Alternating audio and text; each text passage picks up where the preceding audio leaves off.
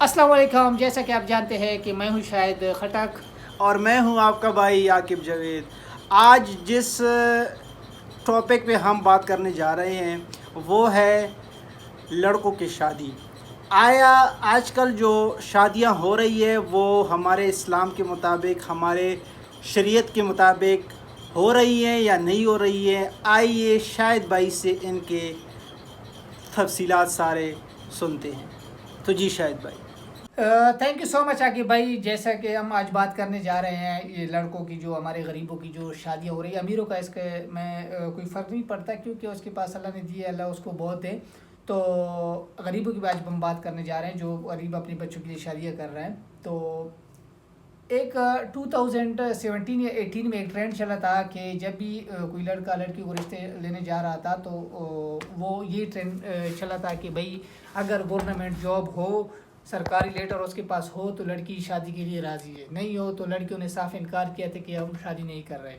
خدا نہ خواستہ ابھی ہمارے جیسے لوگ ہیں، مطلب کوئی سیکورٹی گارڈ ہے، کوئی ڈیلیوری بوائے ہے، کوئی رائڈر یا کوئی عام سیلز مین ہے، کچھ بھی مطلب پرائیویٹ جاب ہے، کیا وہ شادی نہیں کریں گی پھر؟ تو میں یہ کہنا چاہوں گا کہ بھائی رسک جو ہوتا ہے وہ اللہ کی طرف سے آتا ہے، نہ کہ گورنمنٹ ہمیں دے رہی. گورنمنٹ تو ابھی بھی ہے ماشاءاللہ، آج تک کسی کے گھر میں کچھ بھی نہیں آیا ہے. تو رزق اللہ کی طرف سے آ رہا ہے، جو نصیب میں لکھا ہو وہ مل ہی جاتا ہے. تو دوسری بات ہم یہ کرنا ہے کہ جب رشتہ ہو جاتا ہے، جب رشتہ پہلے تو ہوتا نہیں تھا کہ یار غریب ہے، یہ ہے وہ ہے، جاب نہیں ہے، تو پھر اگر خدا نخواستہ رشتہ غلطی سے ہو بھی گیا تو لڑکی والے اتنا رجسٹر اٹھاتے ہیں، تقریباً اتنا رجسٹر ہوتا ہے، وہ اٹھاتا ہے جیسے کہ بس اس نے آج تیرے ساتھ پہلی ملاقات ہے اور آخری ملاقات ہے، اس کے بعد اس نے تیرے ساتھ ملاقات نہیں کرنی، وہ لکھنا شروع کر دیتا ہے. ابھی غریب کی سوچوں میں جو بتا رہا ہوں غریبوں کے لیے لکھنا شروع کرتا ہے. جی لڑکی والا والد صاحب جو ہوتا ہے، اللہ تعالیٰ اس کو عزت دے دے، تو وہ لکھنا شروع کرتا ہے بھائی کہ 4 تولہ سونا، 4 تولہ سونا، اور آج تک جو سونے کی ریٹ ہے تقریباً 2.5 لاکھ سے اوپر ہے. تو 4 تولے اگر آپ حساب لگے ہوتے تقریباً 265 یا 260 اس تقریباً ہے آئی تھنک. تو وہ تقریباً وہ حساب لگاؤ تو 5-6 لاکھ سیدھا وہ بن جاتے ہیں، 8 لاکھ سے اوپر بلکہ 9 لاکھ روپے بن جاتے ہیں تقریباً، اگر موٹا موٹا حساب میں کر رہا ہوں آپ لوگوں کو. تو اس کے بعد فرنیچر کی باری آ جاتی ہے. فرنیچر میں وہ شروع ہو جاتا ہے بیڈ سے لے کر کارپیٹ پہ ختم کر دیتا ہے. وہ تقریباً اگر نارمل بھی حساب لگاؤ تو 1.5-2 لاکھ وہ بن جاتے ہیں. تو حساب 9 سے اوپر 10 تک پہنچ گیا. اس کے بعد آ جاتی ہے باری کپڑوں کی باری آ جاتی ہے. ابھی ایک لہنگا وہ ایک دن میں صرف پہنا جاتا ہے. وہ لہنگا ابھی لہنگا جو ہوتا ہے وہ ایک دن صرف پہنا جاتا ہے. ہمارے غریبوں میں صرف ایک دن پہنا جاتا ہے جو شادی شو وغیرہ پہ ہوتا ہے. تو وہ تقریباً 60,000 70,000 سے کم نہیں، وہ آپ نے اعلیٰ کوالٹی کا لینا ہے.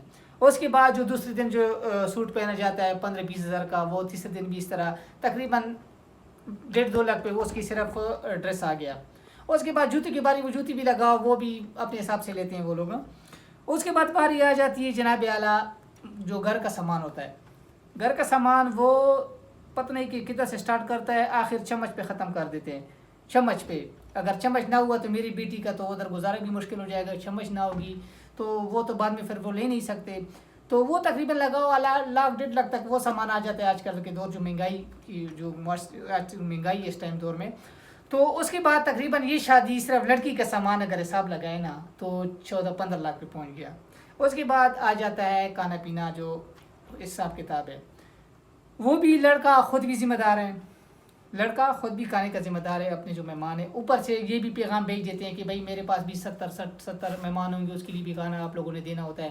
تو وہ بھی 2-3 دیگچے بنا کے اس کو حوالے کر دینے ہیں. تو تقریباً لاکھ پہ نارمل لاکھ پہ پہنچے، کیونکہ ایک غریب اتنے ڈش تو بنا نہیں سکتا. ایک چاول کا ہی دیگی بنائے گا یا تو روٹی بنائے گی، اس سے زیادہ تو ہم افورڈ نہیں کر سکتا. تو تقریباً یہ شادی ٹوٹلی شادی کا اگر آپ نے چھوڑ نکالے تو 20 لاکھ 18 لاکھ 17 لاکھ اس تک تقریباً پہنچ جاتی شادی. ابھی آپ مجھے بتائیں کہ ایک غریب جو 30,000 سیلری لے رہا ہو، اس پہ گھر کا نظام بھی چلا رہا ہو، تو وہ 15-20 لاکھ روپے کہاں سے لائے گا؟ پورا زندگی اگر لگائے تو اس میں وہ 15-20 لاکھ روپے جمع نہیں کر سکتا.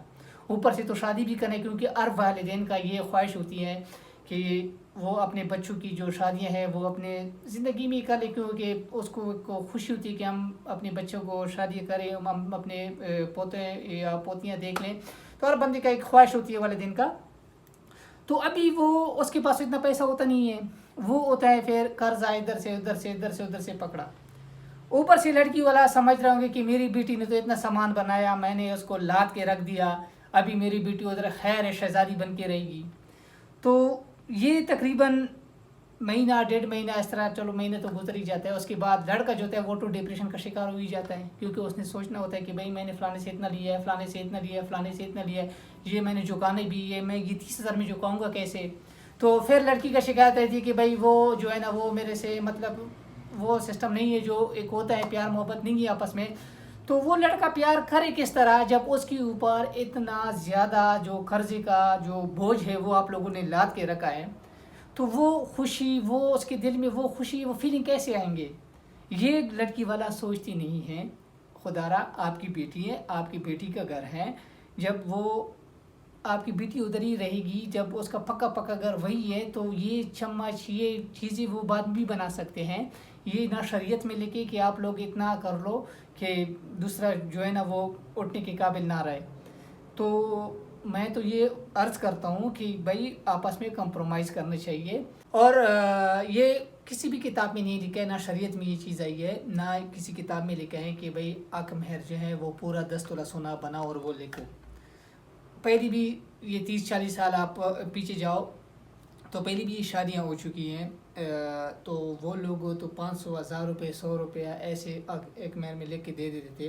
تو ابھی بھی جو جوڑے وہ زندہ ہیں، جو بزرگ جوڑے جو ہیں، جو 40-50 سال پیچھے جو شادیاں ہوئی ہیں، آج بھی تو آپ اس کے ساتھ بیٹھ جاؤ، وہ اتنے خوش ہوتے ہیں. اس کی جو پرانے زمانے کی باتیں ہیں وہ سنو اس سے کہ اس کی شادیاں کس طرح ہوئی تھی. نہ اس کا تو یہ کارپیٹ تھی، نہ بیڈ تھی، نہ فرنیچر تھا، کچھ بھی نہیں تھا، نہ کوئی اور اس طرح لہنگے شہنگے تھے، کچھ بھی نہیں تھا. اور اتنی خوشی، اچھی خوشی اس نے اپنی زندگی گزاری ہے. تو خدا را اپنی بیٹی کا نصیب کی دعا کرو کہ اللہ تعالیٰ اس کا جو نصیب ہے وہ اچھا کرے. جو وقت اس نے وہاں پر گزارنا ہے وہ اللہ تعالیٰ خوشی گزارے. نہ کہ یہ آپ لوگ سوچو کہ ہمارا سامان اتنا ہوگا تو میری بیٹی خوش رہے گی. تو پیسے ویسے سے کوئی خوشی نہیں تھی، نہ کوئی اہمیت ہے پیسے کی، نہ کچھ ہوگا اس سے. تو دوسری بات یہ ہے کہ اگر آپ لوگوں کے مائنڈ میں یہ ہوگا کہ بھائی میں نے 4 تولے یا 5 تولے میں نے حق مہر میں لکھ دیا، تو آپ لوگ نے شیورلی یہ مائنڈ بنا چکا ہے کہ اگر کل میری بیٹی کا ڈیورس ہو گیا یا کچھ ہو گیا تو یہ سونا میری طرف آئے گا. تو یہ ذہن نہ بنائے. یہ اسی وجہ سے یہ لوگ جو ہے نا یہ حق مہر میں لکھ رہے ہیں کہ کل اگر خدا نہ خواستہ کچھ ہو گیا، اللہ نہ کرے، تو یہ ہمارے پاس آئے گا. تو یہ ذہن آپ رکھو گے تو آپ کی بیٹی وہاں پر کامیاب کیسی ہوگی؟ یہ وہ لڑکا وہ لڑکی جو ہے وہ اس کا گھر ہے، تو وہ جو بھی کچھ کرے گا مل جل کر وہ گھر بنائے گا، جو اس کا ایفرٹ کر سکے گا وہ لے گا. تو آپ لوگ اوپر سے اتنا بوجھ نہ ڈالے کہ کل وہ سوری زندگی وہ قرض اتارتا رہے اور کوئی کام نہ کرے. تو لہٰذا شادیاں ہم نے خود مشکل بنائی ہے، اخراجات ہم نے خود بڑھائے ہیں. اگر ہم شریعت کے مطابق چلیں، حضور پاک صلی اللہ علیہ وسلم کے سنت کے مطابق کریں شادیاں، تو یہ میرے خیال میں اتنی مشکل نہیں یہ شادیاں. یہ ہر جو والدین غریب والدین ہے جس کی خواہش ہوتی ہے اور ہر والدین کی خواہش پوری ہو جائے گی. تو لہٰذا میں تو یہی کوشش کروں گا. میں آپ لوگوں کو جو بتانا چاہ رہا ہوں کہ یار مطلب آپس میں کمپرومائز کریں، ایک دوسرے کا احساس کرو. تو ہو سکے تو آپ خود بھی سوچو، ایک دفعہ گہرائی کے ساتھ سوچو کہ یہ جو ہم کر رہے ہیں کیا یہ ہم صحیح کر رہے ہیں یا غلط کر رہے ہیں. تو انشاءاللہ امید کرتا ہوں کہ آپ لوگوں کو ہماری باتیں جو آپ کو پیغام دینا چاہ رہے تھے انشاءاللہ آپ لوگ کو سمجھ گئے ہوں گے. تو اگر آپ لوگوں کی کسی کا بھی میری باتوں سے دل آزاری ہوئی ہو تو میں معذرت کرتا ہوں. لیکن جو موجودہ معاشرے میں جو ہو رہے ہیں تو میں نے وہ باتیں آپ لوگوں کے سامنے رکھ دی جو ہمارے نوجوانوں کے ساتھ، جو غریب فیملیز کے ساتھ ہو رہے ہیں.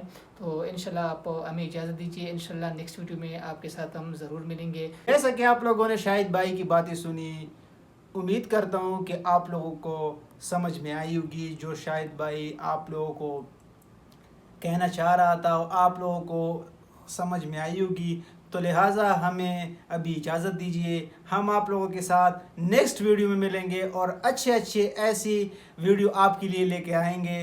تو ہمارے چینل کو لائک کیجیے اور ہمارے چینل کو سبسکرائب کیجیے اور بیل آئیکن کو ضرور دبائیں تاکہ ہماری آنے والی ویڈیو سب سے پہلے آپ کو پہنچے. اپنے بھائی عاقب جاوید اور شاہد خٹک کو اجازت دیجیے. اللہ حافظ.